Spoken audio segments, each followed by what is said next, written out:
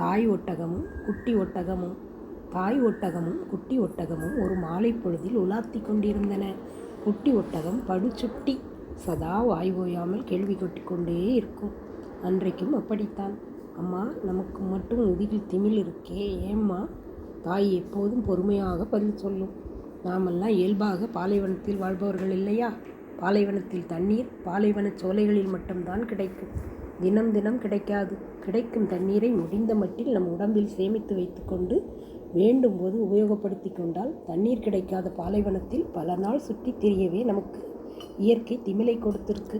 குட்டி திரும்பவும் கேட்டது. அப்போ நமக்கு கண் இமை கெட்டியாக இருக்கே, மூக்கை மூடிக்கொள்ள மூடி இருக்கே, மற்ற மிருகத்துக்கு அப்படி இல்லையே, அது ஏன்? தாய் ஒட்டகம் வாயை அசை போட்டு கொண்டு சொன்னது. பாலைவனத்தில் மணல் புயல் அடிக்கும். அப்போது சட்டுன்னு ஒதுங்க இடம் கிடைக்காது. கண்ணுக்கும் மூக்குக்கும் பாதுகாப்பாக மூடி இல்லைன்னா கண்ணுலையும் மூக்குலையும் மணல் போயிடுமே. அதனால்தான் நமக்கெல்லாம் இப்படி மூடி இருக்கு.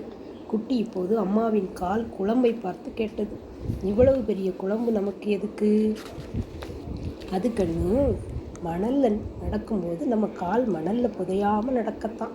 பொறுமையாக பதில் சொன்னது அம்மா ஒட்டகம். பல்லும் நாக்கும் இவ்வளவு கெட்டியாக தடியாக இருக்கே, அது ஏன்? இது குட்டி யோசனையுடன் கேட்ட கேள்வி.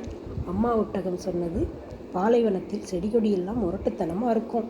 அதையெல்லாம் கடித்து சவைத்து தின்ன வேண்டாமா? இப்போது குட்டி பட்டென்று கேட்டது. அம்மா, இதையெல்லாம் வைத்துக்கொண்டு லண்டன் குளிரில் இந்த மிருக காட்சி சாலையில் நாம் 2 பேரும் என்ன செஞ்சுக்கிட்டு இருக்கோம்? இப்போது தாய் ஒட்டகம் பதில் சொல்ல முடியாமல் தவித்தது.